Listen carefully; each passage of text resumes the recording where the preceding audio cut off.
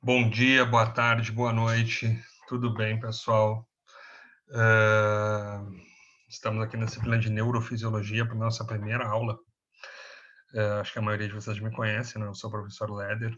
Eu sempre gosto de contar quem eu sou para os alunos novos que estão entrando na disciplina. Eu sou o professor da disciplina de Neurofisiologia. Eu sou professor também da disciplina de Neuroanatomia. E, na realidade, a disciplina se chama Fundamentos Fisiológicos 2, né? Essa aula também a gente usa para uma outra disciplina chamada Aspectos Clínicos da Neurofunção e talvez vá usar para outras disciplinas. Mas hoje eu vou dar uma aula introdutória, contar um pouco da história da neurofisiologia, um pouco da história da neuroanatomia, um pouco da história das neurociências para vocês, tá? E falar alguns princípios básicos, algumas coisas que eu acho que são básicas, que são legais, assim, que a gente entenda de neurofisiologia para poder tocar esse conteúdo tão legal daqui para frente, tá bom? Então, vamos lá, começar a mostrar meus slides aqui e a gente começa a nossa conversa, tá bom? Vamos compartilhar uma telinha. Aqui, está compartilhada a nossa tela. Vamos colocar aqui, ó. Vamos ao nosso primeiro slide, tá? Bom, assim, ó. Primeira coisa, neuro é um termo muito interessante, tá? Neuro é um prefixo que é utilizado para várias coisas. Se eu não me engano, se vocês forem no Google, neuro é o prefixo que é mais utilizado para várias coisas. Se vocês colocarem neuro, vão aparecer várias coisas. Existe neurofisiologia, neuroanatomia, neurohistologia, neurolinguística, neuroeconomia, neuropedagogia, sei lá, existem várias coisas para neuro, tá? Isso até é bem interessante, porque assim, ó, tudo é neuro. Todas as relações que nós temos com o mundo, elas são relações que a gente capta informações, nosso sistema nervoso capta as informações e processa dentro do sistema nervoso, tá? Por exemplo, se eu quisesse dizer agora para vocês que nós estamos tendo uma neuroconversa, isso é uma verdade? Nós estamos tendo uma neuroconversa nesse momento, tá? Então, várias coisas recebem o nome de neuro. Algumas são muito mais estudadas, não é? Pertencem a uma neuro mais raiz, né, como a gente pode chamar assim, como, por exemplo, a neuroanatomia, a neurofisiologia, e outras coisas já, algumas coisas são até mais bem fantasiosas até em relação à neuro, tá? Carecem de muita comprovação científica, assim, tem muita coisa que já vai para o lado do achismo. Então, ter esse prefixo não significa necessariamente que é uma coisa bastante confiável. Mas neurofisiologia, neuroanatomia, neurohistologia, neuroeletrofisiologia, tudo isso é bem confiável, tá? É bastante estudado, várias pessoas estudam no mundo inteiro e a gente tem achados bastante sólidos assim sobre isso, tá? Outra coisa que é muito interessante é o seguinte: por que a gente estuda neuro e dá uma ênfase muito grande a neuro? Porque neuro é um sistema controlador. Então, quer dizer, neuro controla todos os outros sistemas. Neuro vai controlar o sistema cardiovascular, vai controlar o sistema respiratório, ajuda a controlar o sistema endócrino, tá? Então, assim, ó, se vocês não entenderem neuro, vocês não entendem a fisiologia, vocês não entendem como o corpo funciona. Por isso que é tão importante saber neuro, por isso que é tão importante estudar neuro. Mas uma pergunta que sempre se faz é a seguinte: quando surgiu a neuro? Quando é que o homem se interessou pelo que existia dentro da caixa craniana? Vocês acham que essa pergunta é uma pergunta que ela tem 1 ano, 2 anos, 10 anos, 1000 anos? Tá? Pessoal, essa imagenzinha que a gente tem aqui ó, na abertura da nossa aula, isso aqui é uma caixa craniana de um homem, não é? Ou uma mulher, não sei, tá? Das cavernas que teve o seu encéfalo trepanado, ou seja, se abriu um orifício aqui dentro dessa caixa craniana, que nesse osso frontal aqui, se abriu um orifício, tá? Mas por que se abriu um orifício ali? Né? Qual é o motivo de se abrir esse orifício? Por que se trepanou essa caixa craniana? Ela foi trepanada porque alguém queria ver o que tinha dentro, tá? Aí alguém pode dizer, tá, mas como é que não foi o seguinte, não foi alguém que estava passando por ali, esse homem das caras estava passando, caiu, bateu e lesou essa caixa craniana e a partir disso abriu esse buraco? Não, esse é um buraco que foi feito, tá? E foi feito pelo tipo de cicatriz em um indivíduo vivo, tá? Só a gente não sabe se qual é o motivo dessa curiosidade. Por que os seres humanos tinham essa curiosidade? Se eles tinham essa curiosidade, ela era uma curiosidade que tinha a ver com algum ritual místico, se era para curar uma dor de cabeça, se era algum tipo de punição. A gente não sabe isso, mas a gente sabe que os seres humanos trepanavam a caixa craniana de outros seres humanos, tá?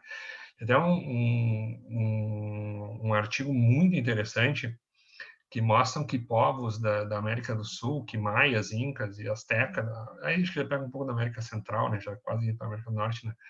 Então, esses povos, eles faziam o seguinte, esses povos americanos, eles trepanavam cabeças. Então, eles tinham conhecimento de osteologia do crânio, eles tinham conhecimento até de neuroanatomia bem interessante, tá?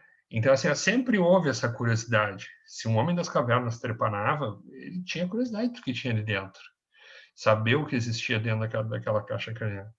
E essa curiosidade acompanhou a humanidade durante todo o tempo. Até hoje a gente tem curiosidade sobre o que tem dentro da caixa craniana e como funciona, tá?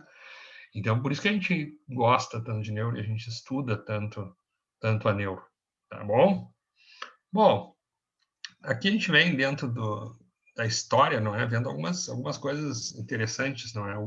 Que a gente tem um encéfalo de ovelha, não é? Que o Galeno estudava. O Galeno estudava encéfalos de ovelha. E o Galeno dizia o seguinte: o Galeno dizia que a ovelha, assim como nós, ela tem o quê? Ela tem um cérebro, que é essa parte aqui, ó, tá? E ela tem um cerebelo, que é essa parte aqui, tá? Ou pequeno cérebro. Pequeno cérebro é meio uma injustiça, porque o cerebelo tem mais neurônios do que o encéfalo, tá? O cerebelo é uma estrutura bem interessante, bem legal, bem complexa, tá? E o Galeno dizia o seguinte, ele dizia que o cérebro era responsável por coisas moles da vida. E o cerebelo era responsável por coisas duras da vida. O que era ser responsável por coisas moles? Coisas moles era, sei lá, tu gostar de alguém, tu lembrar da tua mãe, tu fazer um cálculo, tu fazer alguma coisa assim, tá? E o cerebelo era responsável pelo controle dos músculos, que eram as coisas duras da vida, tá? Como é que o Galeno chegou a essa conclusão? Ele chegou a essa conclusão assim, ó, se vocês forem estudar controle de postura e movimento, vocês vão ver que o cerebelo é uma estrutura muito importante, tá? Mas assim, ele não é a única estrutura que controla postura e movimento. Não é a única estrutura que vai controlar o grau de contração de uma musculatura ou não, tá? Mas é uma estrutura bastante interessante, bastante importante para isso, tá?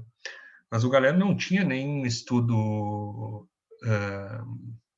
fisiológico sobre isso. O que ele fazia era o seguinte, ele tirava a caixa craniana, não é? E quando ele tirava o encéfalo da caixa craniana, não é? E quando ele tirava o encéfalo da caixa craniana, ele via que essa região aqui, que era o cérebro, era mais mole que o cerebelo. E realmente, anatomicamente, na anatomia normal, não é? Essa região aqui, ó, é muito mais mole, o cérebro é muito mais mole que o cerebelo é mais durinho, né? E ele achava que o que era mole controlavam coisas moles da vida, e o que era durinho controlava a musculatura, tá? Foi um grande chute, não é? Não tem nenhum fundamento fisiológico, mas se acreditava nisso, ou seja, se pensava esse tipo de coisa, tá? Até hoje, se vocês vão, por exemplo, vocês vão num instituto médico legal e vocês retiram um encéfalo da caixa craniana, vocês vão ver o seguinte, vocês vão ver que ele é muito mole. O encéfalo é muito diferente daquele encéfalo que a gente trabalha numa aula de anatomia, um encéfalo que ficou no formol durante muito tempo. O encéfalo que a gente trabalha numa aula de anatomia, ele é muito duro. Quando que o encéfalo real mesmo, quando eles... Não que o encéfalo da aula de anatomia não seja real, mas é que ele está fixado com formol, né? Mas um encéfalo fresco, vamos dizer assim, ele é bastante mole. A expressão miolo mole é uma expressão muito válida, tá? Ele é bem molinho. Tanto que uma das coisas que se faz é o seguinte, quando tu tira o encéfalo da caixa craniana, uma grande guerra é colocar esse encéfalo de novo dentro dessa caixa craniana, tá? Muitas vezes não se coloca. Tu vai fazer uma análise num instituto médico legal, muitas vezes não se coloca o encéfalo de novo na caixa craniana, se abre a cavidade abdominal do indivíduo que foi a óbito, não é? Se coloca o encéfalo dentro dessa cavidade abdominal, para o indivíduo ser enterrado, ter os seus trâmites funerais, não é? E ele vai, e aí se coloca se coloca o resto da caixa craniana, sutura e tal, e ele vai com esse encéfalo dentro da cavidade abdominal. Isso é um fenômeno bastante comum, não é uma prática bastante comum dentro da medicina legal. Tá? Não é incomum os alunos nas aulas de anatomia, quando eles abrem pela primeira vez o cadáver, eles encontram um encéfalo ali, não é? Ficam assustados, que estrutura é aquela? Que é um encéfalo que foi tirado da caixa craniana e foi jogado dentro da cavidade abdominal. É bastante simples a explicação. Tá? Mas essa é a história do Galeno. Então, a gente está aqui, mais ou menos, tá, vai estar em torno de uns 200 anos depois da morte de Cristo aqui. A gente está na Grécia Antiga. Tá? Esse era o entendimento que eles tinham naquela época. E aí o ser humano vai estudando neuro de tudo quanto é jeito. Tá? Opa! Olha aqui quem estudou neuro. Leonardo da Vinci foi um grande estudante da neuro. Leonardo da Vinci tem vários trabalhos mostrando os ventrículos encefálicos. Aqui, ó. São desenhos do Leonardo da Vinci, não é? Mostrando os ventrículos encefálicos, mostrando coisas da neuroanatomia. Né? E o Leonardo, por que ele gostava tanto de falar sobre os ventrículos? Porque ele tinha líquido. Né? E naquela época, eles eram fleumáticos. Eles não acreditavam que o tecido nervoso era o responsável pelos nossos comportamentos e pela nossa vida. Eles acreditavam que existia um líquido, uma fleuma ali que controlava tudo. Então, por isso que na realidade, o que eles achavam que era essa fleuma era líquor, né?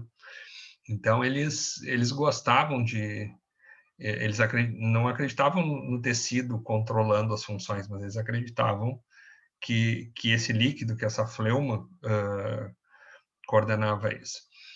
O Da Vinci ele fez belos trabalhos anatômicos, mas ele não quis ir contra essa teoria dessa fleuma aí, não é? Desse fleumática, vamos dizer assim, desse líquido. Então, eles já começavam a ter um conhecimento de neuroanatomia, mas eles tinham uma concepção errada de como um encéfalo funcionava, não é? Como o sistema nervoso funcionava. Eles acreditavam que aquele líquido, que aquela coisa, aquele éter que tinha ali, sei lá, que aquilo ali que controlava tudo. Tá? Até que chega um senhor. Essa história é muito interessante. Essa história é uma história meio de pilantragem, mas é uma história que muda a neuro. E muda a neuro porque a neuro sai daquela coisa de acreditar que existia um líquido ali que coordenava tudo, que existia um gás ou qualquer coisa que coordenasse tudo, e começa a se acreditar no tecido nervoso controlando coisas, tá? Controlando atos, controlando movimentação, controlando uma série de coisas, tá? Mas ela surge meio que de uma ideia muito louca. Vou contar para vocês essa história. Esse é o Gall, é o Franz Joseph Gall, tá? E o Gall, ele criou uma ciência que recebe o nome hoje de frenologia, mas ele nunca chamou essa ciência de frenologia, ele chamava de cranioscopia, tá? Quem deu esse nome de frenologia foi o Spurzheim, que é esse senhor que está aqui do lado. O Spurzheim era um aluno do Gall, só que ele era um cara muito do marketing, assim. O Gall não era tão relacionado ao marketing, quem divulgou as ideias do Gall muito foi o Spurzheim, tá? Bom, mas o Gall, ele tinha uma ideia do seguinte, ele tinha uma ideia que o encéfalo era como o encéfalo era como se o encéfalo fosse músculo, ou seja, quanto mais tu usa, mais ele se desenvolve. Então, por exemplo, se tu ouvisse mais música, aquela parte que era relacionada à música se desenvolvia mais. Se tu gostasse mais da tua mãe, se tivesse mais amor de mãe, aquela parte do encéfalo se desenvolvia. Se tu fizesse mais cálculos, aquela parte relacionada aos cálculos se desenvolvia. E aí, esse crescimento muscular, o crescimento encefálico, vamos dizer assim, não é? O céfalo não é um músculo, né? Mas esse crescimento encefálico iria afetar o quê? Iria afetar a caixa craniana, iria deformar a caixa craniana. Então, ele dizia que por apalpação da caixa craniana, dependendo do local que tu apalpasse, tu poderia ver se o indivíduo tinha mais ou menos uma ou outra habilidade, tá? Então, ele chama isso de cranioscopia, e o Spurzheim começa a chamar isso de frenologia, os dois na Universidade de Viena, tá? Bom, aí vocês vão dizer, bom, os caras são completamente loucos, né? Fazer uma coisa dessas e as pessoas aceitarem. Pessoal, nós estamos finalzinho de 1700, começo de 1800. Tá? Você tem que imaginar que tinha uma determinada realidade de entendimento da neuro naquela época. Tá? Não sei se daqui a 100 anos a realidade que a gente tem de entendimento vai ser completamente diferente. Tá? Acho que a gente avançou bastante, talvez não, algumas coisas que a gente aprendeu hoje fiquem, mas sei lá o que pode acontecer. Toda ciência ela tem o seu tempo. Tá? Isso é um ponto muito importante, tá bom? Bom, aí vamos ver qual é o grau de importância disso, né? Do Gall. Isso aqui é um dos volumes, não é? Dos livros do Gall, não é? Do Franz Joseph Gall. Vocês conseguem comprar isso na Amazon, não é? Vocês conseguem comprar a obra inteira do Gall na Amazon. E aí vem a pergunta, qual era a importância disso, não é, para a humanidade naquela época, final de 1700, começo de 1900.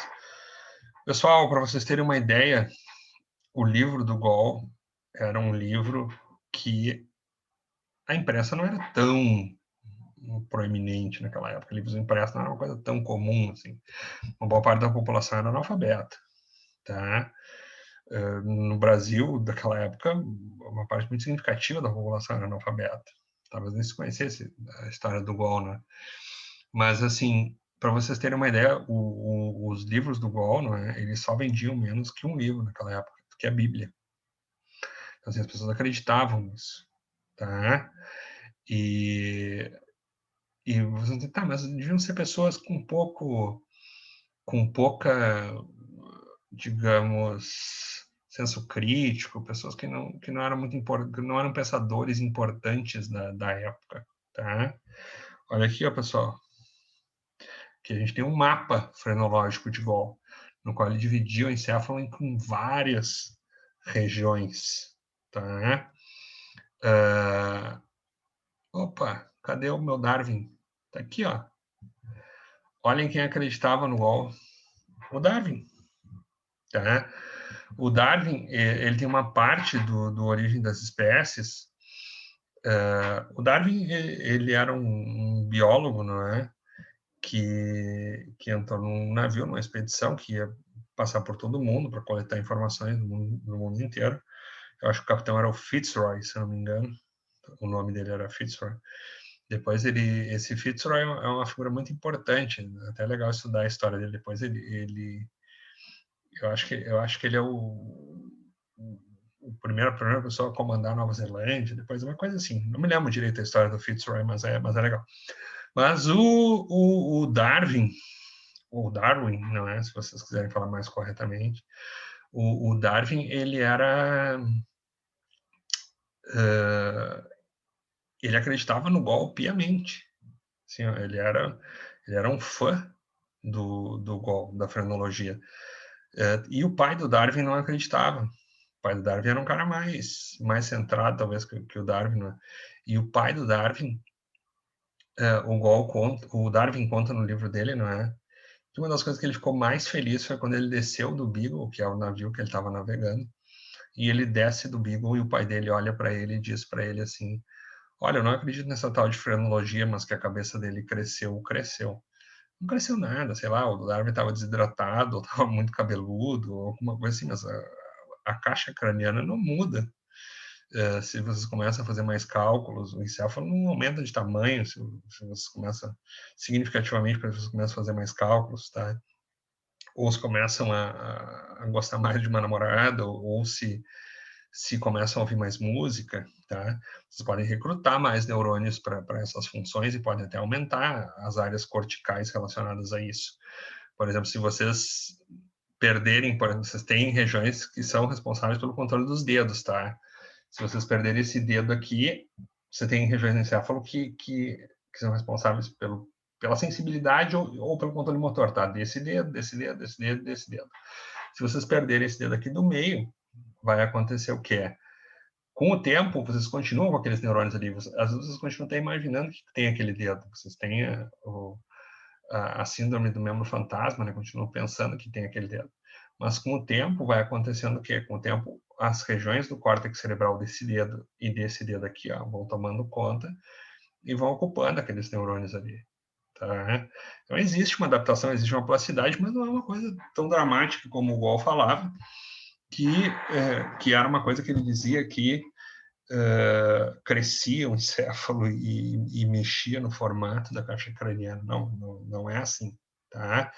E outra coisa, o que a gente sabe hoje de localização de funções foi tudo visto com neurofisiologia. Você colocava um eletrodo ali, se estimulava eletricamente, e se via, por exemplo, que aquela região que tu estimulava mexia dentro do pé. Ou tu colocava um eletrodo ali num paciente que estava fazendo uma neurocirurgia, o paciente desperto, a gente acordado, tu estimulava e perguntava o que ele estava sentindo. Ele dizia que estava sentindo, por exemplo, uma sensação de formigamento na mão. Então, tudo isso, o que a gente tem hoje, é baseado em experimentos bem controlados com neurofisiologia. O Gol foi um chute, ele chutou que tal coisa ficava em tal lugar, e a partir dali ele jogou aquilo para dentro da caixa craniana e fez uma teoria muito louca, né? E o Sportstein seguiu com essa teoria, não é? Que foi inventada pelo Gol e tornou ela muito famosa, tá? É interessante porque a frenologia acaba ajudando o Darwin a pensar o processo de seleção natural, tá?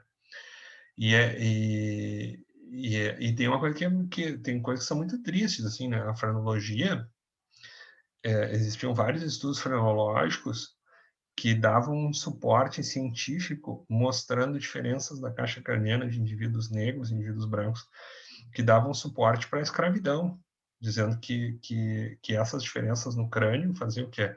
Faziam com que os indivíduos negros tivessem uma menor cognição, e aí com isso acontecesse o que? Eles pudessem ser escravizados. Então, a frenologia foi muito ruim. E a seleção natural do Darwin é muito interessante. É uma teoria que a gente tem até hoje, não? É uma teoria muito bem comprovada. Enfim, a seleção natural não tem muito como refutar ela, não é? Do Darwin e do Wallace, né? A teoria da seleção natural cria se distorce a teoria da seleção natural, não é? E dessa distorção da teoria de seleção natural se criam muitas bases para o nazismo, não é?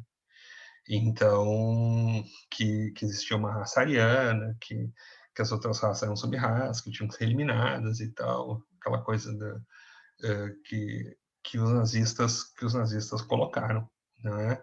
Então, assim, nem sempre uma teoria científica, às vezes, ela pode ser utilizada para uma coisa muito do mal, assim, tá? Não pensem que sempre uma teoria ela vai ser vista como uma teoria, como um estudo e vai ser sempre utilizada para o bem, tá? Não pensem assim, tá?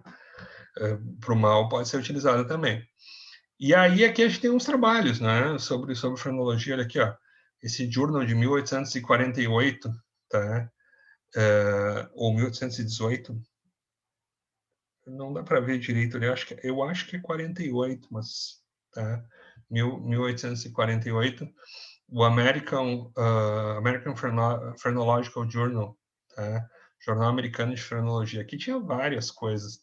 Tinham trabalhos que mostravam várias medidas de caixa craniana, e aí, com esses trabalhos de medida de caixa craniana, eles determinavam com certeza se o indivíduo era democrata ou republicano. Isso eram coisas que tinham naquela época, não é? E isso vai, assim, isso entra século XX adentro, né? Começo de 1900, isso era muito, eram teorias muito utilizadas, né? Isso aqui era um perfil frenológico, tá? 1895, eram medidas que se faziam na caixa craniana informática, que eles acreditavam que era relacionado com o quê? Com características de criminosos. Então, eles usavam o formato e medidas da caixa craniana para determinar se a gente tinha propensão ou não a fazer um determinado crime. Tá? Então, assim, tem muita coisa louca surgiu dessa frenologia. Tá? Então, o Gol é legal porque ele faz o quê? Porque ele tira aquela coisa da fleuma, do líquido que tinha ali, aquela coisa espiritual quase que tinha ali, e diz o seguinte, olha, as funções estão dentro do tecido nervoso, estão dentro do cérebro, do encéfalo. Mas ele também não é tão legal, e ele não tinha, como se ele não tinha métodos na época para isso, né? Ele não é tão legal porque ele não prova isso, entendeu? Não tinha nada de fisiologia na época, entendeu? Ele não, tal coisa é em tal lugar, sabe? Então, o Gol é meio que um divisor de águas, né? E não fiquei imaginando assim, que o encéfalo é tal coisa em tal lugar, não. Assim, quando a gente vai estudando neurofisiologia, neuroanatomia a fundo, você vai vendo que tem muita coisa que é realizada, que o ser humano faz, que envolve vários locais, né? Por exemplo, eu estar mexendo a mão, que envolve vários locais para controle de postura e movimento, tá? Bom, quando é que a neuro dá uma acelerada interessante, uma acelerada legal, assim, uma acelerada legal com esse senhor aqui, o Pierre-Paul Broca. O Broca, ele era um neurocirurgião, tá? Era um neurologista, neurocirurgião, não é? E o Broca, ele tinha vários pacientes, não é? E ele estudava vários pacientes, e isso aconteceu em mais de um paciente do Broca, tá? Tem os journals de neuro, eles revisitam os pacientes desses médicos famosos como o Broca, não é? E rediscutem os casos, é muito legal. Uma vez uma rediscussão de um caso do Broca, não é? Dos casos que o Broca avaliava. E o Broca avaliou vários pacientes, mas e um deles, os pacientes todos eram meio parecidos. Eram pacientes que eram rígidos, né? Eram saudáveis, e dali a pouco eles tinham um evento qualquer, que era um acidente vascular cerebral, né? Tinha um AVE, né? E eles perdiam a capacidade de falar. Eles não conseguiam falar. Ele ia falar e ia dizer, eu vou pegar essa caneta. Eles diziam, né? Tá? Isso é uma lesão muito comum, né? E aí o Broca pegou alguns desses pacientes, seguiu eles, tá? E quando ele seguiu esses pacientes, ele viu que esses pacientes eles tinham uma lesão no lobo frontal, tá? No hemisfério esquerdo. E o Broca escreveu seu artigo mais famoso, né, que é Nós Falamos com o Hemisfério Esquerdo. Depois a gente vai ver que a área de Broca é a principal área responsável pela fala até hoje, não é? Mas tem outras áreas que a gente já sabe que participam da fala, e alguns indivíduos podem colocar a fala, inclusive, no hemisfério direito. Tá? São poucos indivíduos, a quantidade de indivíduos é menor, mas alguns indivíduos podem colocar a fala no hemisfério direito. Mas esse estudo observacional do Broca foi muito importante, né? Porque ele começa a mostrar uma função que é relacionada com uma determinada área. Então, aqui, ó, isso aqui é a área de Broca, tá? Isso aqui a gente está tendo uma vista lateral do encéfalo, tá? Aqui à frente, aqui lobo frontal, aqui lobo occipital, tá? Então, aqui, essa parte do lobo frontal aqui, ó, mais abaixo aqui, ó, logo à frente do giro pré-central aqui, tá? Essa parte aqui, isso aqui é a área de Broca. Então, o paciente fazia uma lesão aqui, fazia um acidente vascular cerebral que lesava essa região aqui, e aí ele lesava essa região e não conseguia falar adequadamente, tá? Então, é um grande avanço, não é, dentro da neurociências, a descoberta do Broca, tá? Depois tem esse senhor, o Carl Wernicke, ou Wernicke, né? Eu nunca sei direito se é Wernicke ou Wernicke. Eu acho que o correto é Wernicke. Já vi muitos bons neuros falarem Wernicke, então deve ser Wernicke mesmo. O Wernicke, ele faz o quê? Ele também tem pacientes, não é? Ele tem um paciente que também tem um AVC, mas ele perde a capacidade de compreensão da palavra falada e da palavra escrita. Não é um indivíduo que fica surdo, é um indivíduo que era alfabetizado, tá? É um indivíduo que sabia ler e escrever, e de uma hora para outra ele perde a compreensão da palavra falada e da palavra escrita. Aí, esse paciente também vai a óbito, e quando esse paciente vai a óbito, o Wernicke pega o encéfalo desse paciente e vai olhar o que aconteceu no encéfalo desse paciente. Quando ele vai olhar a lesão desse encéfalo, isso aqui é o encéfalo do paciente do Wernicke, que ele escreveu a teoria dele. Olhem o tamanho do AVC. Aqui, lobo frontal, tá? E aqui, occipital. Olhem o tamanho da lesão. Numa fronteira que o Wernicke chamou de parieto, isso aqui é o lobo parietal, tá? Parieto, têmporo, isso aqui é o lobo temporal, tá?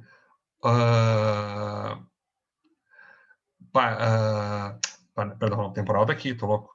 Parieto, têmporo, occipital, tá? Olhem o tamanho dessa lesão aqui. Olha aqui, ó. Olha o tamanho dessa lesão, tá? Então, o Wernicke coloca que nessa fronteira parieto-temporo-occipital, nós temos o quê? Nessa fronteira, nós temos a compreensão da palavra falada e da palavra escrita, tá? Aí, quando a gente vai ver aqui, a gente pega um livro de neurofisiologia mais moderna, tá aqui, ó. Aqui está a área de Broca, tá? E aqui está o quê? E aqui está a área de Wernicke. Então, a compreensão, falar, coordenar a palavra falada está aqui, ó, na área de Broca. E compreender a palavra falada e a palavra escrita está aqui, ó. Tá? Aqui tem coisas que já são muito importantes que a gente entenda da neuro, tá? Por exemplo, assim, ó, na neuro tudo tem que ser perto. As funções, vocês não vão ter, por exemplo, não vai ser, a neuro não vai ser assim, ó. Eu controlo o pé, fica desse lado e controlo o pé aqui no lobo frontal e depois controlo o joelho aqui no lobo occipital. Não, isso não vai acontecer na neuro. Nas diferentes estações que compõem o sistema nervoso, vocês vão ter o quê? Vocês vão ter os neurônios responsáveis pelo pé num ponto, do ladinho vocês têm os neurônios responsáveis pelo tornozelo. Depois, mais do ladinho, vocês têm os neurônios responsáveis pelo joelho, depois vocês têm os responsáveis pela cintura. Então, todo o corpo é representado de uma maneira coordenada, tá? Então, isso é uma coisa que é muito importante que vocês entendam na neuro, para vocês estudarem neuro, tá? Então, por exemplo, aqui, ó, a área de Broca, tá aqui, ó, aqui tá a área de Broca. Essa área de Broca, aqui está o córtex motor. Se vocês pegarem o córtex motor, aqui, ó, nessa regiãozinha aqui, ó, de baixo aqui, ó, do córtex motor, aqui que fica a parte responsável pela movimentação da fala, do rosto, da musculatura do rosto. Então, olha aqui, ó, a movimentação da musculatura do rosto tá aqui, ó, e a área responsável pelo quê? E a área responsável pela fala tá aqui. Então, elas se comunicam bem. Olha a área de Wernicke, é a área responsável por compreender a palavra falada e a palavra escrita. Tem que ficar onde? Tem que ficar perto do córtex auditivo. O córtex auditivo está aqui, ó, no lobo temporal. Ó. Isso aqui é o córtex auditivo. O córtex auditivo se comunica com o quê? Se comunica com essa área de Wernicke. Então, esse é um ponto muito importante da neuro. Tá? Outro ponto que eu sempre acho importante da neuro é o aluno ele tem que fazer o seguinte, ele tem que parar e tem que pensar nos nomes da neuro. Tá? Por que ele tem que parar e tem que pensar nos nomes da neuro? Ele tem que pensar nos nomes da neuro pelo seguinte, ele tem que pensar nos nomes da neuro porque, por exemplo, quando a gente fala de uma via, de um caminho que liga uma região do encéfalo a outra região do encéfalo, ou que liga uma região do encéfalo à medula espinal, por exemplo, o primeiro nome é de onde sai, o segundo nome é onde chega. E se tiver 3 nomes? Primeiro nome é onde sai, depois é onde está passando as fibras nervosas, depois é onde está chegando, tá? Então, por exemplo, se eu disser para vocês o seguinte, se eu disser que existe a via córtico-espinal lateral, tá? Córtico-espinal lateral é uma via que parte do quê? Parte do córtex cerebral, vai para a medula espinal e chega na porção lateral da medula espinal. Se eu disser para vocês que existe o feixe espinotalâmico anterolateral. Feixe espinotalâmico lateral, o que é? Feixe é um conjunto de fibras, está ligando uma região a outra, tá? É um conjunto de axônios que está ligando uma região a outra, tá? Espinotalâmico. Espino saiu da medula espinal. Talâmico foi até o tálamo, que é uma região do encéfalo. Antero, porque ele é anterior, porque ele é ventral. E lateral, porque ele é lateral. Tá? Então tem que parar com calma e ler o nome com calma. Tá? Isso é uma outra coisa muito importante. Às vezes tu pergunta para um aluno o seguinte: qual dessas vias é responsável pela visão? Tá? Aí tu coloca lá com as opções: córtico e espinal lateral. Pô, vai do córtex para a medula espinal, o que tem a ver com visão? Não tem nada. Tá? Rubro espinal, vai do núcleo rubro do mesencéfalo para a medula espinal. Nada a ver. E aí tu coloca a via retino genículo calcarina. Sai da retina, vai para o núcleo geniculado lateral do tálamo e vai para a fissura calcarina aqui atrás, a lobo occipital. Pô, sai da retina, tem a ver com visão. Então, essas coisas são importantes, em ter calma na hora de olhar os nomes da neuro, tá? E entender que vai estar tudo tende a ser perto, tá? Assim, ó, para saber neuro, tem que saber neuroanatomia. Então, eu sempre digo, olhem as aulas de neuroanatomia antes. Todas as aulas, assim como as aulas de neurofisiologia, eu tenho disponibilizado as aulas de neuroanatomia, não é? Então, é sempre importante conhecer primeiro a neuroanatomia bem, para depois poder entender a neurofisiologia, tá? Bom, só que assim, ó, eles não podiam viver como o Broca e o Wernicke, né? O Wernicke não podiam ficar sempre esperando que o paciente morresse, e aí abrir a caixa craniana dele e aí observar o que tinha acontecido. E depois tem uma outra coisa, né? Nem todo problema neurológico ele é associado a uma lesão. Às vezes tem problemas que não são associados a uma lesão obrigatoriamente. Então, o ser humano inventou uma série de ferramentas para poder, uma série de exames de imagem para poder verificar a função encefálica. Aqui a gente tem um, que é o 18-FDG. O correto seria 18-FFDG, né? 18-fluorodeoxiglicose. Qual se coloca um análogo de glicose, não é uma molécula radioativa, tá? O que acontece? Sempre que se consome glicose, sempre que se aumenta o metabolismo, essa radioatividade é liberada e o aparelho de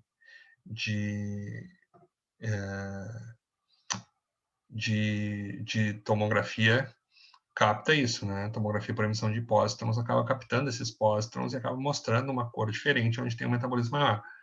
Então, aqui a gente tem um corte horizontal do encéfalo, aonde nós temos o quê?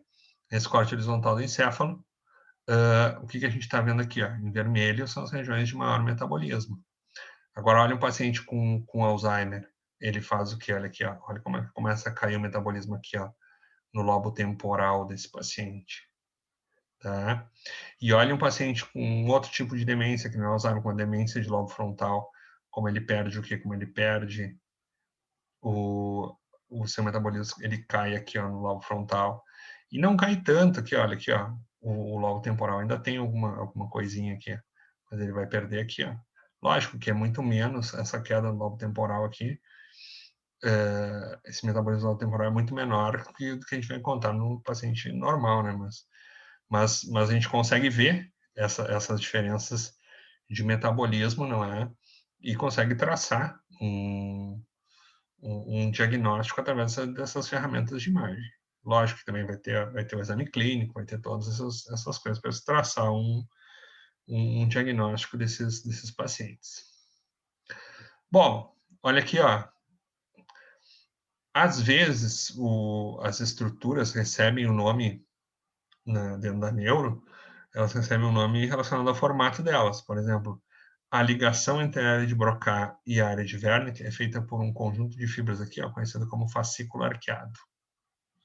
Por quê? Porque tem o formato de um arco aqui, né? Tá? Agora tem uma coisa bem interessante da neuro. Se vocês tiverem uma lesão da área de Broca, vocês não falam adequadamente. Se vocês tiverem uma lesão da área de Wernicke, vocês não compreendem a palavra falada adequadamente. Mas se vocês tiverem uma lesão do fascículo arqueado, qual é o problema que acontece com o paciente? Ele fala? Ele entende? Ele não fala e não entende? Ele entende e não fala? O que acontece com esse paciente? Pessoal, se vocês lesarem o fascículo arqueado, vocês podem fazer o seguinte, vocês podem fazer o seguinte teste. Vocês mostram uma figura para esse paciente, tá? E vocês pedem para ele dizer dizer o nome daquela figura para ele, tá? E pedem também para vocês pedem para ele peraí, volta tudo. Vocês fazem o seguinte, vocês dizem uma palavra para esse paciente, tá? Como é que você sabe que o paciente compreendeu a palavra que vocês disseram? Vocês colocam uma folhinha com várias coisas desenhadas. Colocam uma cadeira, um carro, um cachorro. Você tem várias coisas desenhadas. Aí vocês dizem para ele cachorro, tá? E ele faz o seguinte, ele aponta um cachorro. Vocês dizem cadeira, ele aponta uma cadeira. Vocês dizem macaco, ele aponta um macaco. Vocês dizem copo, ele aponta um copo, tá? Isso significa que ele entendeu o que vocês disseram, tá? Se ele entendeu a palavra falada, isso significa que a área de Wernicke está intacta, tá? E aí, se ele fala, depois você vai ver com mais detalhes, tá? Essas lesões da área de Broca e da área de Wernicke, tá? Mas se ele fala, apesar de ser um pouco desconexo, a área de Broca está intacta. Se ele tem uma lesão do fascículo arqueado, o que ele vai ter? Ele vai ter uma dificuldade de comunicação aqui. Então, tu pede para ele fazer o seguinte, tu fala a palavra para ele e pede para ele repetir rapidamente. Ele não consegue fazer essa ligação rapidamente. Ele demora mais para fazer. Então, tu diria para ele assim, ó, cadeira. Uma pessoa normal responderia rapidamente, cadeira. Tu diria bola, bola. Então, ele faz o quê? Tu diz cadeira, ele vai ter que usar outras vias, outros caminhos para chegar até a área de Broca e fazer o quê? E falar a palavra cadeira. Ele vai ter que usar outras vias para falar a palavra bola. Por quê? Porque esse fascículo arqueado está lesado, tá? Que é a grande comunicação entre o quê? Entre a área de Wernicke e a área de Broca. Tá? Então, mas depois a gente vai ter aulas só sobre linguagem e vai falar mais sobre isso, tá? Mas essas são dicas, são coisas que a gente vai falando para você sobre a neuro, tá? Olha aqui, ó, que tá o fascículo arqueado, ó. Olha que bonito, um conjunto de fibras, não é? Que liga a área de Broca à área de Wernicke. Bom, neuroanatomia mega ultra básica, tá? Lógico, vocês recomendo que vejam minhas aulas de neuro, tá? Quem não viu as aulas de neuro pode ver vai no meu currículo Lattes lá na internet, não é? E lá tem todos os links. Vocês podem pegar, copiar todos os links e podem ver todas as aulas de neuroanatomia que tem lá, tá? Mas neuroanatomia ultra básica, o que nós temos? Nós temos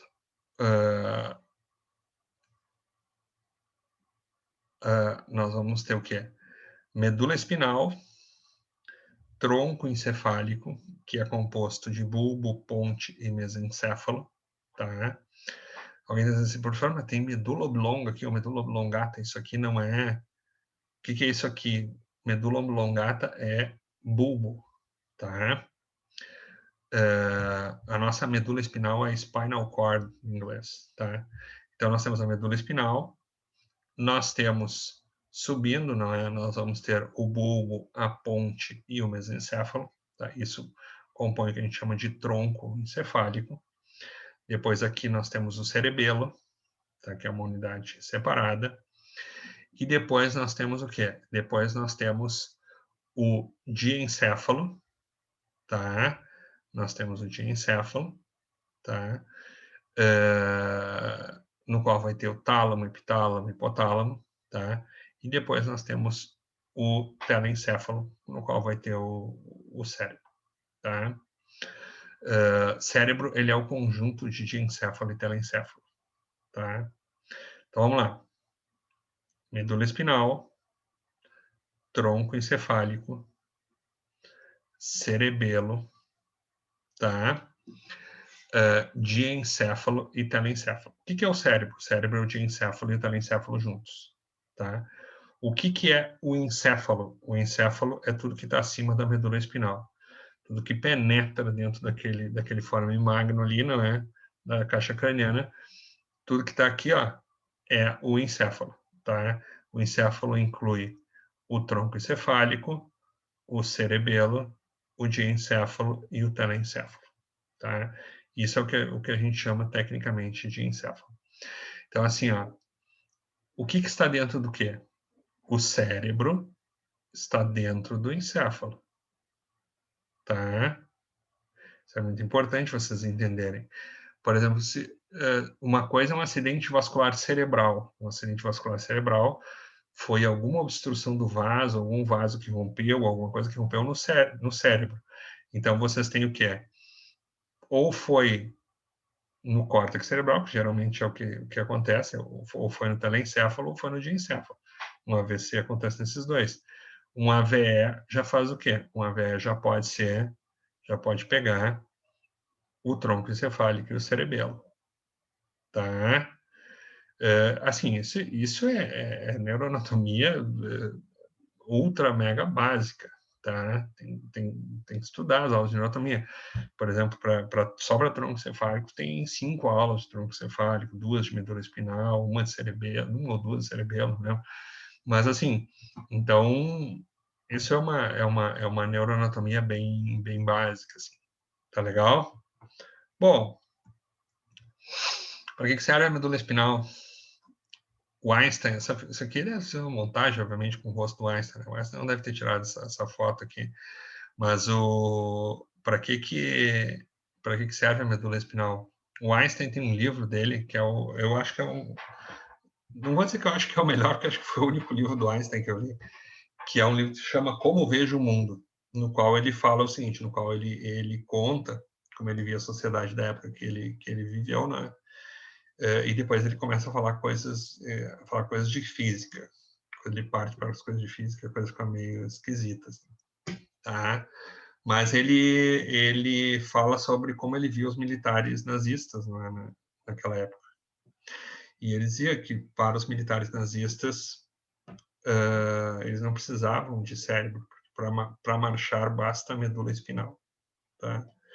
O Einstein não dava completamente certo, porque assim precisa um pouquinho de tronco encefálico para marchar, tá? Não é só a medula espinal, mas a frase ela é interessante. Mas assim, para que serve a medula espinal? Tá? Primeiro, sim, a medula espinal, a gente sempre fala, você fala, a medula espinal é um local de passagem.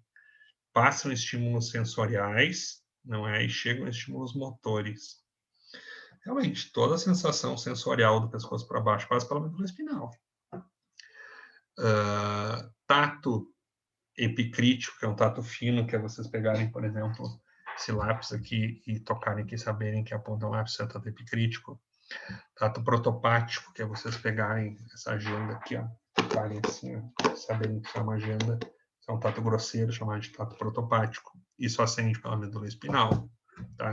Essa informação acende pela medula espinal do pescoço para baixo. Depois, quando é da face, não é? Está relacionado aos pares cranianos, tá? Ao quinto e ao sétimo, tá? Depois a gente vai ver isso com detalhes, tá? Temperatura, dor, tudo isso acende, frio e calor, né? Tecnicamente, a gente fala temperatura, mas a fisiologia tem o frio e tem o calor, tem receptores para frio e tem receptores para calor.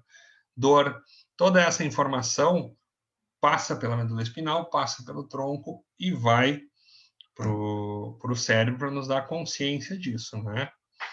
Mas aí vem uma questão que é uma questão interessante. Já tem algum processamento na medula espinhal? Claro que tem. Por exemplo, vocês têm um reflexo de retirada. Se vocês colocam a mão numa chapa quente, vocês fazem o quê? Vocês fazem isso aqui, ó, vocês já retiram a mão dessa chapa quente, tá? Vocês imediatamente retiram a mão dessa chapa quente, tá?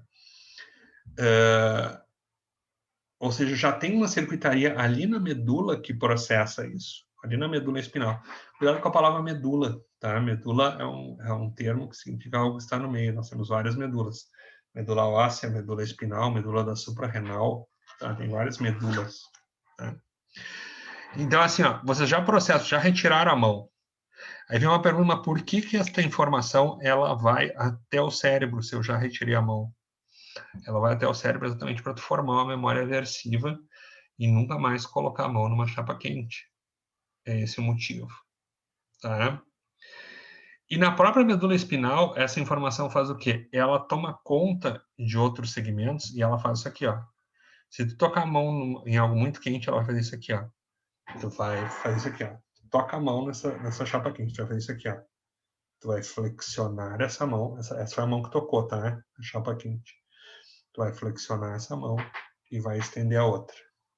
Isso significa que o estímulo ativou neurônios do outro lado da medula espinal também. E se for muito quente, tu vai fazer isso aqui, ó. Vai tocar nessa chapa quente e vai fazer isso aqui, ó. Vai flexionar essa mão, vai estender essa outra. Esse estímulo, ele faz o quê? Ele desce na medula espinal e vai fazer o quê? E vai fazer a extensão desta perna aqui, ó. A perna está desse lado aqui. E vai fazer a flexão da perna que está desse outro lado aqui. Pergunta é, por que vocês ficam nessa posição? Por que vocês fazem isso aqui? O que a medula espinal faz a gente fazer isso aqui? Tá? Pessoal, assim, isso tem a ver com um princípio básico de fisiologia, que é o seguinte. O princípio básico de fisiologia é o seguinte, pensem sempre nos seus ancestrais. Tá?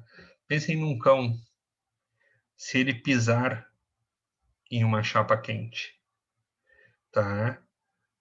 Ele tem que fazer o quê? Olha, vamos ver as alternativas, tá? Olha aqui, ó. Pisou numa chapa quente com esta mão aqui, ó.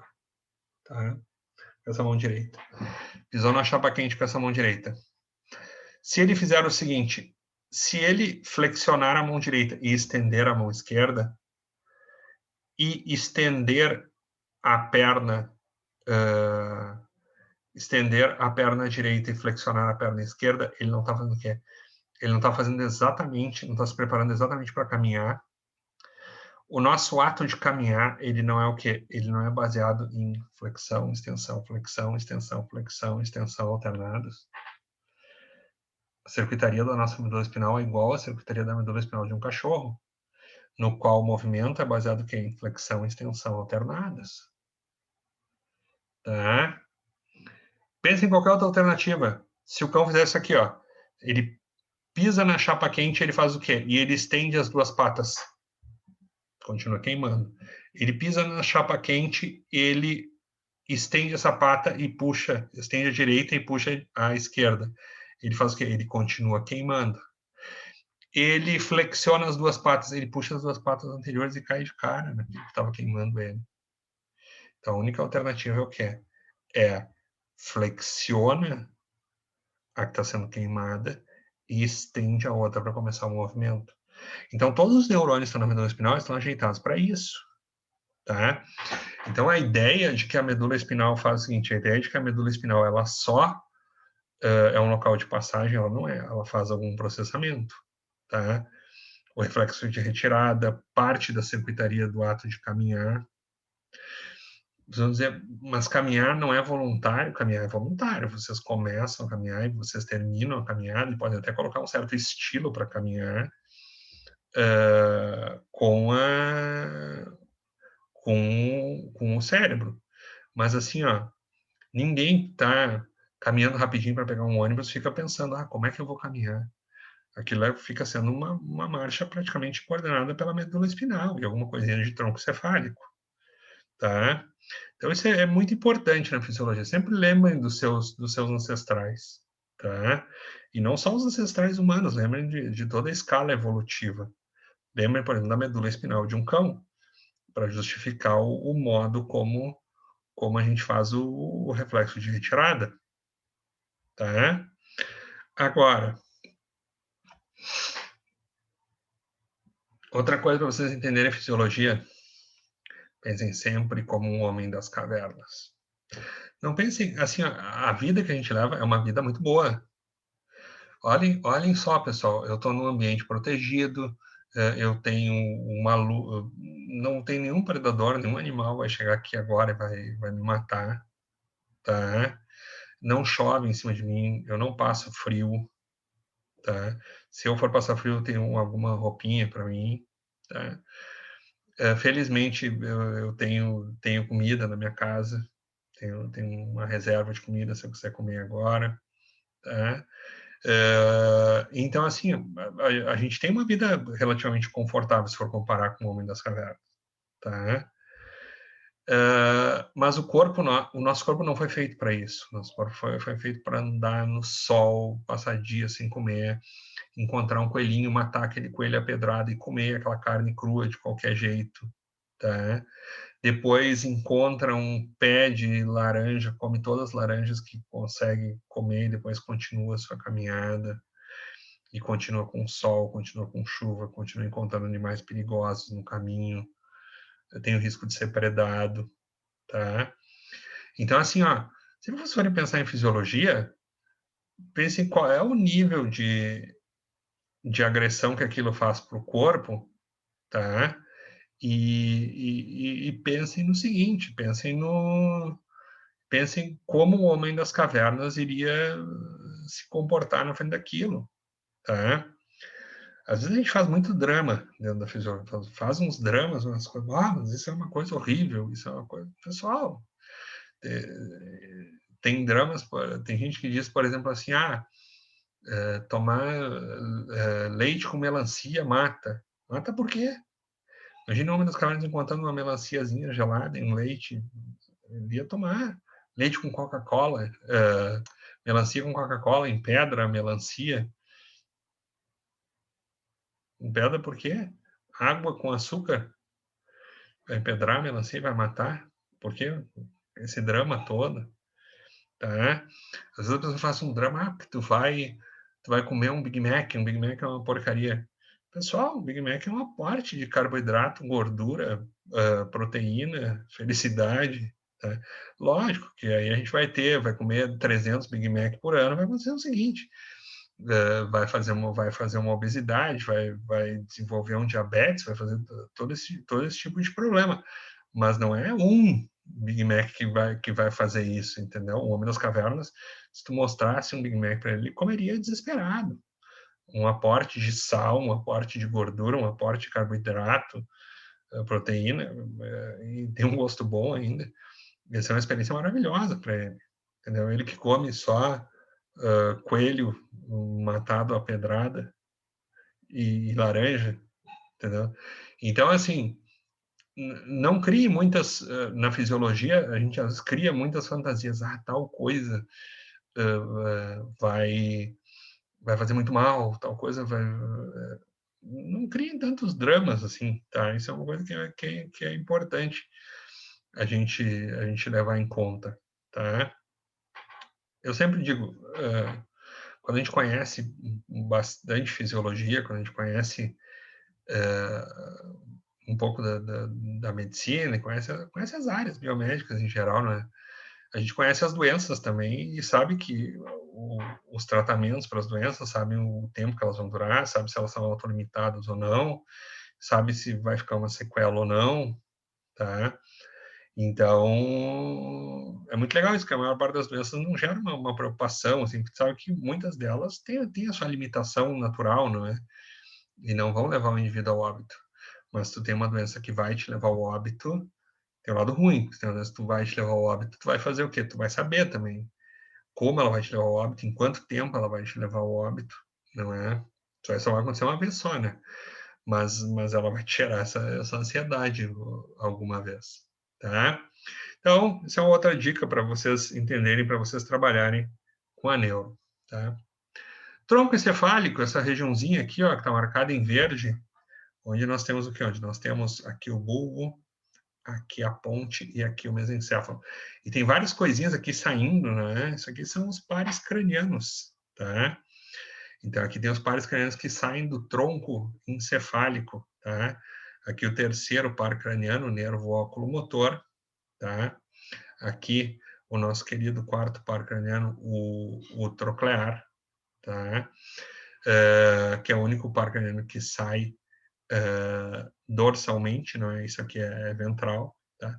Aqui quinto par craniano, nervo trigêmeo, sexto par craniano abducente, sétimo facial, oitavo vestíbulo coclear. Depois aqui a gente já vem para o bulbo, começa o glossofaríngeo, nono par, décimo par craniano, nervo vago, tá?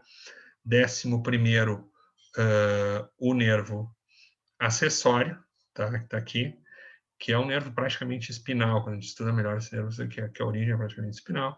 E aqui o hipoglosso responsável pela movimentação da língua, tá? Depois tem 31 nervos espinais no inervar todo o corpo, tá? Mas o que esse tronco encefálico faz? Tá? O tronco encefálico faz várias coisas, tá? Mas assim, faz coisas que são vitais. Por exemplo, sucção. Eu vou dizer, professor, sucção não é vital. Claro que é. Quando vocês nascem, um bebê quando nasce, ele não sabe succionar. Ele não pensa que o bebê nasce e ele faz um raciocínio cortical, tipo assim, ó, temos uma mama. Talvez se eu succionar, eu teria um aporte de carboidratos, gorduras e poderia sobreviver. Não, ele sai succionando tudo. É um reflexo de tronco cefálico. Ele pega e começa a succionar, tá? Olha aqui, ó. Deglutição, outro reflexo de tronco encefálico. Pacientes com uma das principais causas causa morte, paciente com Parkinson, paciente com Alzheimer, muitos deles morrem de pneumonia. Uma parte muito significativa morre de infecções pulmonares. Isso tem muito a ver com o seguinte, porque ele começa a não coordenar mais adequadamente a deglutição, e aí começa a aspirar, começa a entrar resíduos da comida nas vias aéreas, e isso vai fazendo o quê? Isso vai fazendo infecções pulmonares recorrentes e vai fazer o quê? Vai levar esse paciente à pneumonia, tá? E aí ele acaba indo ao óbito por essa pneumonia. Tem a ver com a dificuldade no ato de deglutição, tá? Olha aqui, ó, o controle da ventilação. Olha aqui, ó, coordenado pelo tronco encefálico. O tronco cefálico, nós temos aqui, ó, nervo vago e o nervo glossofaríngeo, que fazem o que é? Que levam a informação para o tronco cefálico se caiu o oxigênio, se aumentou o CO2, ou se caiu o pH, que é o aumento da concentração de íons de hidrogênio, que faz o que é? Que esses quimioreceptores periféricos e quimioreceptores que tem no próprio tronco cefálico que detectam o aumento do CO2 e a queda do pH, lembrando que o pH é o logaritmo inverso da concentração de íons de hidrogênio, faz o quê? Vai ativar os centros respiratórios, aumenta a frequência e amplitude ventilatória. Quando vocês começam a fazer um exercício físico, os receptores que tem na musculatura, tem aqui no órgão tendinoso de Golgi, e que tem aqui nas fibras intrafusais, que a gente vai estudar também, fazer o que ativa os centros respiratórios. Quando vocês inflam demais, vocês inflam o pulmão, ele faz o quê? Vocês têm receptores de estiramento que detectam que vocês inflaram e está na hora de desinflar. Faz o quê? Inibe o centro respiratório. Vocês fazem a respiração. Agentes irritantes fazem o quê? Podem diminuir o processo ventilatório para que não entre esses agentes irritantes dentro das vias aéreas, ou podem desencadear o reflexo da tosse para vocês fazerem o que é ativar o nervo vago e ativar o reflexo da tosse para vocês tossirem e tirarem aquele agente irritante que tem ali, tá? Tudo controlado por quê? Por tronco cefálico. Então, olha que o tronco cefálico está coordenando. Ele coordena, ele monitora os níveis de O2, os níveis de CO2, o pH, o quanto o pulmão de vocês estirou, se a musculatura está se movimentando ou não, e se precisa, para um aumento de musculatura, aumentar a ventilação.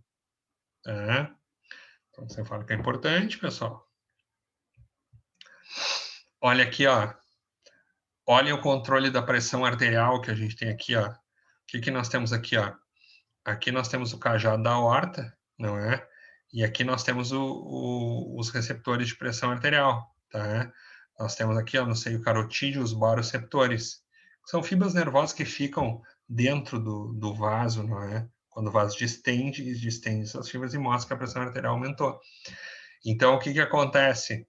Se a pressão arterial aumenta a taxa de disparos, aumenta as descargas aqui, ó, do glossofaríngeo e aumenta as descargas do vago aqui, ó, dos baroreceptores que estão aqui, ó, no arco aórtico, e essa informação vai para o bulbo e faz o quê? E ativa um nervo, que é o nervo vago, que ele faz o quê? Que ele libera um neurotransmissor, que é a acetilcolina, e reduz a frequência cardíaca, para diminuir essa pressão arterial, para acalmar essa pressão arterial. Se a pressão arterial cai, o que que acontece? Passa menos sangue aqui pelo arco aórtico e menos sangue aqui pelo seio carotídeo. Cai a pressão no arco aórtico, cai a pressão no seio carotídeo. Quando caírem essas pressões, vai acontecer o quê? Menos disparos no nervo vago, menos disparos no glossofaríngeo. Menos informação vai para esse núcleo do trato solitário aqui no bulbo, indicando que a pressão caiu. Aí eu faço o quê? Eu ativo lá na medula espinal, na porção intermédia lateral da medula espinal, eu ativo o quê? Eu ativo o sistema simpático, que é um sistema que vai fazer o quê? Que vai liberar adrenalina e noradrenalina e vai fazer vasoconstrição. A pressão caiu, eu aperto os vasos para responder. E faz o quê? Essa adrenalina e noradrenalina aumenta a frequência cardíaca e a força de contração. Então, o controle do que? O controle da pressão arterial está no tronco. Por exemplo, o paciente que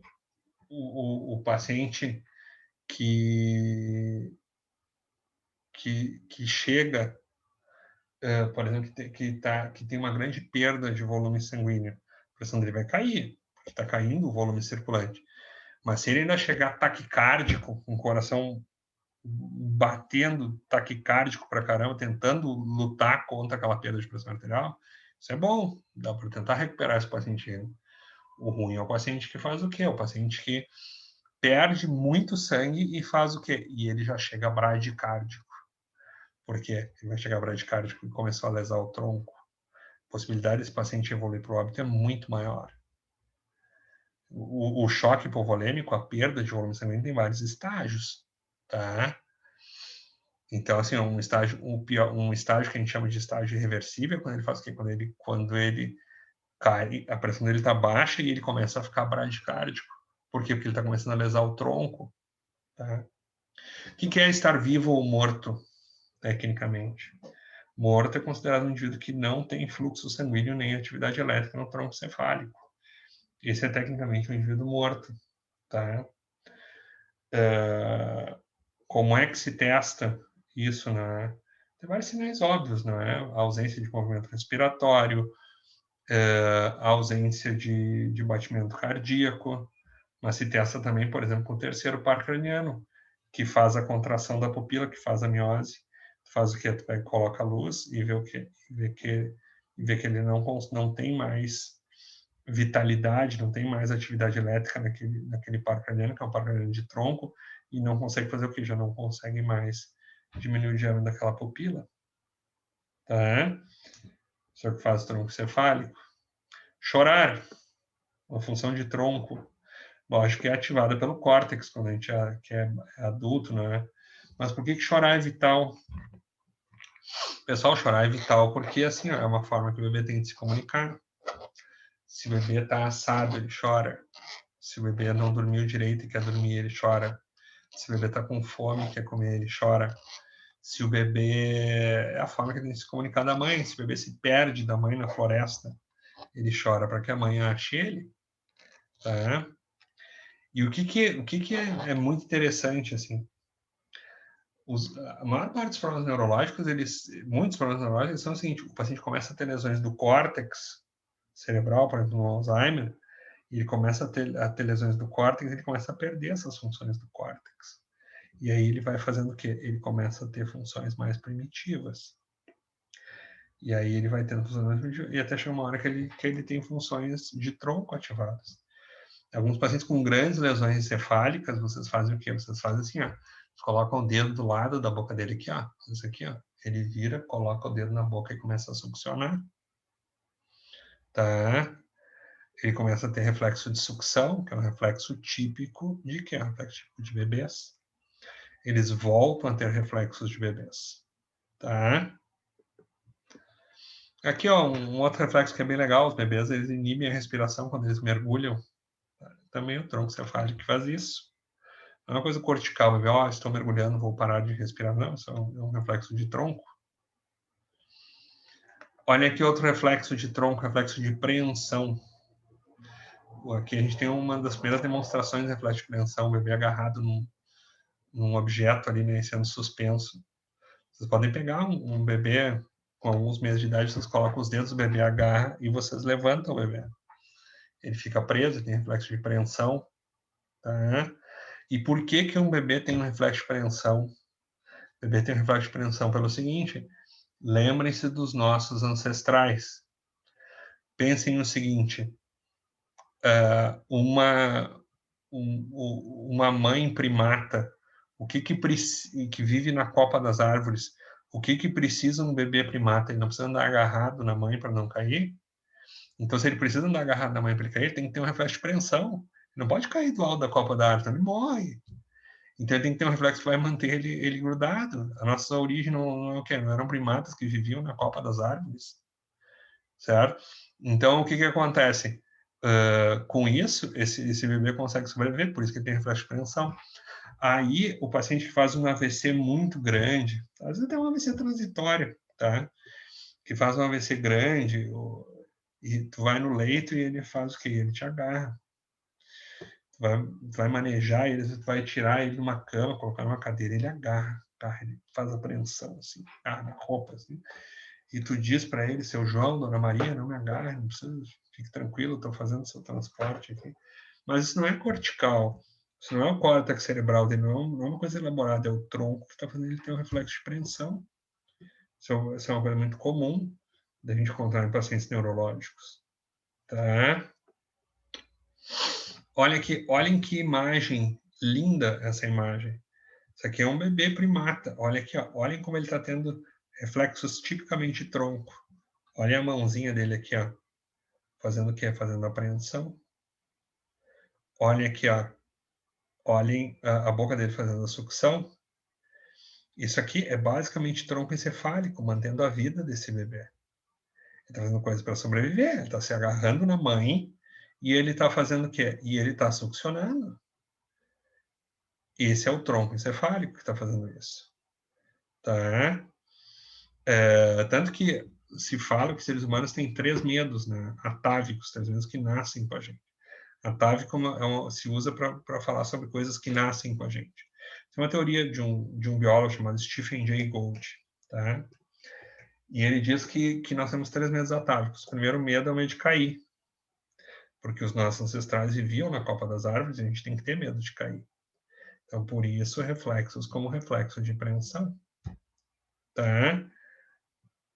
Segundo medo que da teoria dele, isso aqui também caindo por terra, tá? Com alguns bebês já foi testado isso, já meio caiu por terra. Mas o segundo medo que ele coloca é que seres humanos nascem com medo de répteis. E a teoria é muito interessante, porque seres humanos têm medo de répteis. Na realidade, quase todos os mamíferos têm medo de répteis, mesmo que eles não tenham conhecido um réptil, eles têm um medo atávico de répteis. Porque assim, ó, quando os mamíferos surgiram, os mamíferos eram uns bichinhos pequenos, peludos, e que viveram na época dos grandes répteis. Então, os grandes répteis eram grandes predadores de mamífero. Os mamíferos, quando surgiram, eles eram um biscoitinho de répteis. Vocês imaginem um réptil de porte grande, não é? Ele fazendo o seguinte, passando um mamífero, e ele olhava e, pô, legal, um mamífero, vou comer esse mamífero aqui para passar o tempo. Tá? E aí, o que acontecia? É uma coisa muito interessante. Répteis e anfíbios, eles só comem o que se move. O sistema visual deles foi adaptado, só consegue detectar movimento. Eles não faz sentido para o cérebro deles o que está parado. Eles não gastam energia com o que está parado. Então, tanto que se vocês comprar, faz um ranário, montar um ranário, tá? pega a ração e atira para as rãs vão todas morrer de fome, porque elas não vão comer o que tem ali. Elas vão simplesmente morrer de fome. Tu tem que comprar um ranário e tu tem que comprar uma tela vibratória que vibra aquela ração, e aí a ração pula, e aí as rãs vão lá e comem. Aí as rãs sobem em cima da tela vibratória, a tela vibratória para, é uma função essa história aí, tá? Eu sei disso porque a gente tinha essa tela vibratória e tinha rãs se faziam aulas práticas com rãs na fisiologia há muitos anos atrás, então a gente tinha rãs na universidade para fazer aulas práticas. Então, répteis e anfíbios não detectam o que se move. E aí, seres humanos fazem o quê? O pequeno mamífero, ele faz o quê? Alguns pequenos mamíferos, eles ficam com tanto medo quando eles encontram um réptil, que eles desenvolvem o que a gente chama de freezing behavior, que é um comportamento de congelamento quando ele encontrava aquele réptil. E aí ele faz o quê? Ele fica tão nervoso que ele congela. Quando ele congela, o réptil não vê ele e passa. E ele não é predado. E os pequenos mamíferos que desenvolviam esse freezing behavior começam a sobreviver e esses genes começam a passar para frente. Por isso que hoje a gente faz o seguinte, se alguém pega e assalta, vocês colocam uma arma em vocês congelam de medo. Certo? Mas por que congelar? Congelar não é uma alternativa muito boa. Melhor seria ou correr, ou lutar, ou, enfim, suprimir o sistema motor imediatamente. Não é uma alternativa tão legal assim. Então, vocês congelam por quê? Porque vocês têm aquela característica daquele mamífero primitivo que tinha esse comportamento. Tá? Então, isso é muito interessante. Tanto que tem artigos que mostram que todo o nosso sistema visual foi adaptado para quê? Ele foi adaptado para escapar de serpentes. Tá? Detalhe, a naja é a única cobra, porque para ser cobra tem que ter as últimas aletas móveis. O resto são tudo serpentes. Tá? Então, assim, o nosso encéfalo foi todo preparado para escapar de serpentes. Por quê? Porque os primatas primitivos, eles faziam o quê? Eles faziam o seguinte, eles subiam na copa das árvores e eles tinham que pegar os frutos, e os frutos mais doces, porque tinha mais açúcar, né? E geralmente tinha uma serpente por ali. Então, o sistema visual dele tinha que estar preparado para detectar uma serpente e já fugir. Não ser mordido, não morrer ali quando ele estava comendo aquela fruta que era mais doce. Tá? E por último, o Stephen Jay Gould fala do nosso medo do escuro. A gente normalmente não tem medo do escuro em idade adulta, mas assim, todas as nossas representações demoníacas, elas são associadas com o escuro. Ninguém jamais imaginou encontrar um demônio às 3 horas da tarde num parque ensolarado. O demônio sempre vai aparecer num lugar escuro, difícil. Tá? Por quê? Porque no escuro a gente está privado do nosso principal sentido, que é a visão. Imaginem o seguinte, pessoal, imaginem um ser humano primitivo numa floresta e ele faz o seguinte, ele está numa floresta e ele começa a ser atacado por um tigre. Quando ele é atacado por um tigre, o que vai acontecer? O tigre mata a mulher dele, mata o filho e sai correndo atrás dele no meio de uma floresta. Pessoal, isso é um demônio. Isso é um demônio, não tem... Ser predado por um tigre numa noite escura é algo demoníaco, tá? E os políticos, eles criam uma coisa muito interessante na nossa cabeça, que é assim, o político vai lá na TV e diz assim, que eu vou aumentar a iluminação pública, e isso vai fazer assim, isso vai diminuir a criminalidade. Por quê? Pois acho que o ladrão, ele é fotofóbico. Ele faz o seguinte, ele pega e diz assim, não, tem luz, não vou assaltar. O que diminui a incidência de crimes é ter um pouco mais de pessoas em volta, tá? Às vezes até ter muita pessoa em volta facilita determinados crimes, né? Mas, assim, ter a presença de outras pessoas muitas vezes coíbe o crime, tá? Mas não o simples fato de ter mais luz ou menos luz, tá? Então, isso muda, por exemplo, o nosso comportamento. O indivíduo pega e faz assim, ó, ele sai e vai numa festa. E aí ele sai e vai numa festa e ele vai nessa festa e ele entra num beco escuro, tá voltando a pé para casa, entra num beco escuro, e ele entra num beco escuro e ele é assaltado naquele beco escuro. Aí ele volta para casa e faz o quê? Ele vai lá nas redes sociais assim, fui assaltado num beco escuro, não deveria estar lá, errei, graças a Deus estou vivo, #paz. Tá? Ele pega e faz isso. E aí depois, um outro dia, ele é assaltado ao meio-dia, no meio-dia de domingo, que ele está saindo para almoçar no meio-dia de domingo na frente de casa, com um solarado. E ele vai para a mesma rede social e diz que é um absurdo ter sido assaltado num dia ensolarado, um dia de sol. Mas por que é um absurdo? O ladrão, o ladrão tem algum tipo de fobia pela luz solar que ele não vai assaltar. Pode assaltar meio-dia, o ladrão pode acordar, acorda às 10, vai fazer um assalto ao meio-dia, tá? Então, olha aqui, ó, para você ver como esses medos se colocam na nossa cabeça. Isso aqui é um levantamento da incidência de crimes, tá, na cidade de Campinas. Campinas deve ser uma cidade parecida com Porto Alegre, a cidade que a gente vive, não é? De 2013, a gente está em 2021, não deve ter mudado muito, não é? Olha aqui, ó, roubos a residências ocorrem predominantemente das 7 às 9h30 da manhã. O ladrão acorda cedo e depois tem um outro pico das 14 às 16. Furto de veículos das 7 às 9h30 da manhã, tá? Aí assaltos a pedestre e motorista que vai ser um pouquinho mais de noite. Lógico que aí tu vai para madrugada, tu vai ter acidentes que são relacionados ao álcool, não é? Uma incidente de acidente de carro, briga, esse tipo de coisa, né?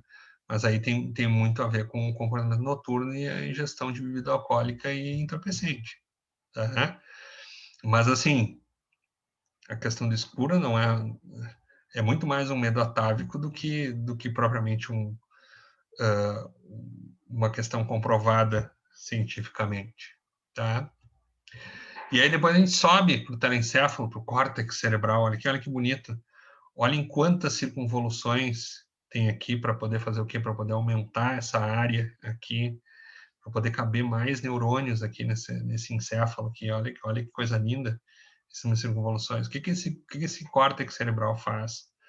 O córtex cerebral faz muita coisa, pessoal. Esse córtex cerebral, ele, por exemplo, aqui tem o córtex auditivo, que vai ouvir uma ópera, que vai ouvir um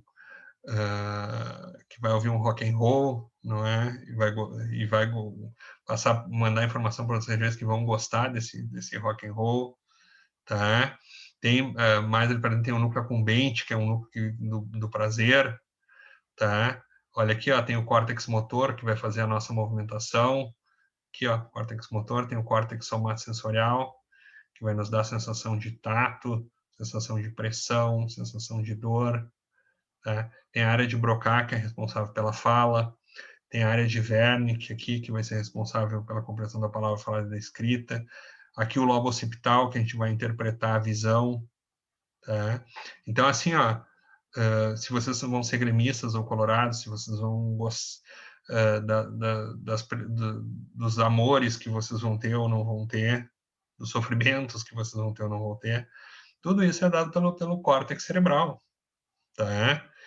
Então, assim, ó, o que a gente vai fazer a partir de agora? A gente vai fazer uma jornada no qual a gente vai partir lá da medula espinal, vai passar pelo tronco, vai passar pelo cerebelo, vai passar por núcleos da base que não apareceram aqui, e vai chegar nesse córtex cerebral e vai conhecer toda essa neurofisiologia. Tá bom?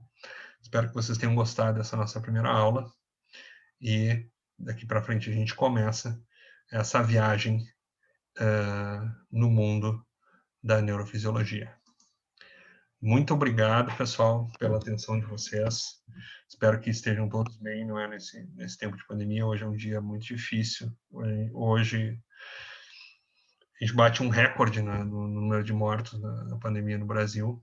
Né? Hoje é dia 3, no dia 3 de março de 2021, não é?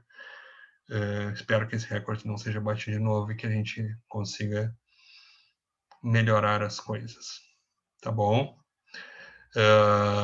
Bom dia, boa tarde, boa noite, e aos que forem ver esse vídeo daqui a alguns anos, que isso tenha virado só uma história, tá bom? Grande abraço.